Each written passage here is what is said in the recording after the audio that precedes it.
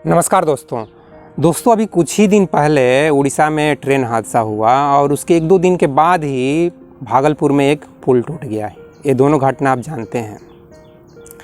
भागलपुर में जो घटना घटी वो निश्चित रूप से उसके पीछे भ्रष्टाचार है, और जो ट्रेन हादसा हुआ उसके पीछे तो आदमी की कुछ गलती नहीं तो अगर नक्सलाइट या उग्रवादी का कुछ गलती हो सकता है, उनकी साजिश हो सकता है। तो मैं इस वीडियो में जो पुल टूट गया उसके पीछे जो भ्रष्टाचार हुआ उसके बारे में मैं थोड़ा सा बात करूंगा दोस्तों, क्योंकि आम आदमी हूं, आम आदमी क्या कर सकता है, बात विचार ही कर सकता है। लेकिन दोस्तों मैं यहाँ एक और भी चीज़ कहना चाहता हूँ कि एक आम आदमी कितना खतरनाक हो सकता है, उस चीज़ को 2 पिक्चर में बताया गया है, एक मदारी और दूसरा ये वेडनेसडे। तो सरकार से भी मैं निवेदन करता हूँ कि आप समझिए कि भ्रष्टाचार का भी एक सीमा होता है यार। ये किस टाइप का भ्रष्टाचार है कि इतने दिनों से वो पुल बन रहा था। मेरा एक दोस्त बताने लगा कि उसके नाना नानी चाहते थे, वो भागलपुर का ही है, कि वो चाहते थे मिलना, लेकिन वो कुछ 5-7 साल हो गया और अभी तक वो मिल नहीं पाया। एक्चुअली वो जो ब्रिज बन रहा था, जो पुल बन रहा था, उस पुल के थ्रू शॉर्टेज डिस्टेंस में वो आधा 1 घंटा में अपने नाना नानी से मिल लेता। लेकिन वो चूँकि वो वही चीज़ उनको बोलता था कि नाना ये पुल बन जाने दीजिए, फिर मैं आप लोगों से मिलने आऊँगा।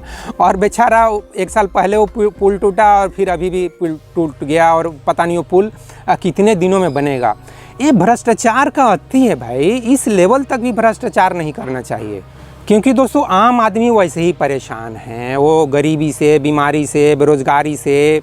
आम आदमी की सैलरी क्या होती है यार, देखोगे तो यही 15-20 हज़ार, मतलब 90% लोगों की यही आमदनी है। उसी आमदनी में उनको किसी तरह से अपना जीवन का निर्वहन कर रहे हैं। 80 करोड़ लोग तो यार गवर्नमेंट के पैसे पे जी रहे हैं। जो राशन पानी दिया जाता है ना, 5 किलो चावल, 5 किलो गेहूँ, 5 किलो जो कुछ भी, उसके भरोसे जी रहे हैं 80 करोड़ लोग। तो आप समझ लो कि लगभग 66% लोग गवर्नमेंट के भरोसे जी रहे हैं, और वैसे ही वो दुख तकलीफ़ में हैं, बीमारी में हैं, परेशानी में हैं।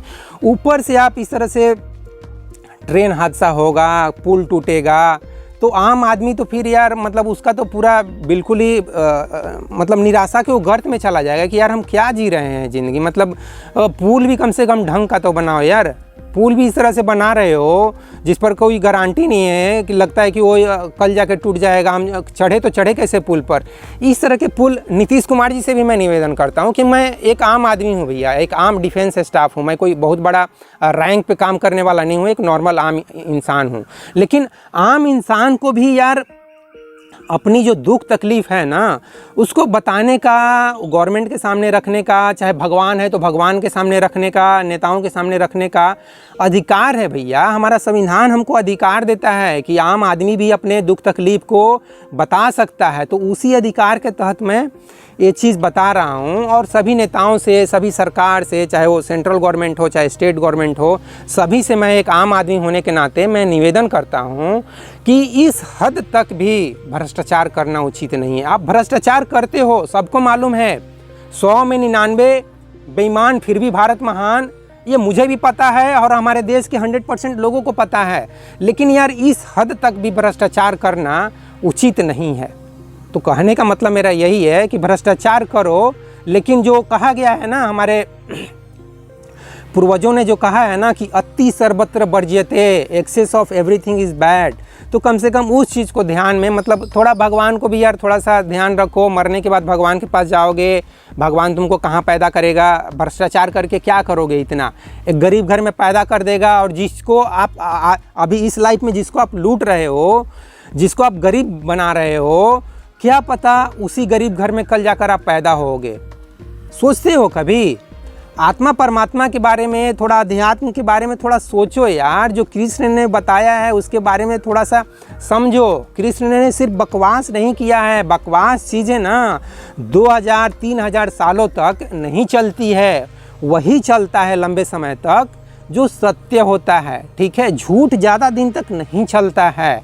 तो कृष्ण ने, गौतम बुद्ध ने, महावीर ने, कबीर ने, चाहे रिसेंटली ओशो ने, रजनीश ने, कृष्णमूर्ति ने, ये सब जो चीज़ें बताए हैं ना, वो बिल्कुल गलत नहीं है, बकवास नहीं है। उन सब चीज़ों पर भी थोड़ा विचार करो और भ्रष्टाचार को थोड़ा लिमिट में करो। मैं ये बात नहीं कहना चाहूँगा कि भ्रष्टाचार करो, लेकिन लिमिट में करो यार। अगर करना भी है तो 1-2% कर लो, 90% 99% ईमानदारी से थोड़ा काम धाम कर दो।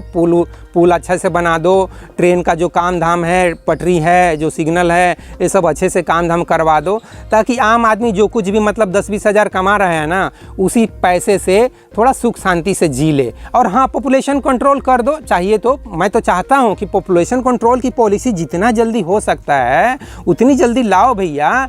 बोल दो कि देखो भैया, मतलब आप नेता हो ना, तो नेताओं की तरफ से ही आप बोल दो कि हमारे पास ना इतने पैसे नहीं हैं कि आप सभी को मैं रोज़गार दे सकूं, या आप सभी को कम से कम महीने में 20,000 भी रुपये दे सकूं, ताकि आप अच्छे से खा पी लो, थोड़ा ढंग से खा पी लो। नहीं है पैसे, इस तरह से आप नेता हो तो हाथ जोड़कर उन सभी के सामने माफ़ी मांग लो। जब भाषण देने जाते हो, अगले साल इलेक्शन आ रहा है, तो इलेक्शन में जनता के सामने ऐसे हाथ जोड़कर माफ़ी मांग लीजिए कि भैया हम आप सभी को रोज़गार नहीं दे सकते हैं। हम भले ही प्रॉमिस करते हैं, हम भाषण देते हैं, हम पिछले 70 सालों से भाषण दे रहे हैं कि हम गरीबी ख़त्म कर देंगे, बेरोज़गारी ख़त्म कर देंगे, शिक्षा ख़त्म कर देंगे, सब कुछ हम ठीक कर देंगे, लेकिन ये सब कुछ हम अभी तक भाषण ही दे रहे हैं, हम कुछ कर नहीं पा रहे हैं, आपको मालूम है। और जो कर रहे हैं वो बहुत ही नाकाफ़ी है, बहुत ही कम है, बहुत ही इनसफिशिएंट है।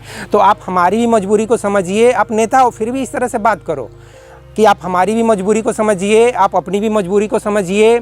आप जानता हो आपकी भी मजबूरी है, हम नेता हैं, हमारी भी मजबूरी है, तो हम दोनों क्यों ना थोड़ा सा आपस में विचार विमर्श कर लें, थोड़ा राय सलाह कर लें। हम भी आप मेरी भी तकलीफ़ को समझिए, क्योंकि मुझे भी एमएलए एमपी बनना है, नेता बनना है, सीएम पीएम बनना है, और आपको भी थोड़ा सा पैसे वैसे चाहिए, अच्छे से खाने पीने के लिए इंतजाम चाहिए। तो आपस में थोड़ा सा ऐसे बात विचार कर लेना है यार, एक दूसरे से सहमति बना लेना है, क्योंकि अब किसी से कुछ छिपा नहीं है।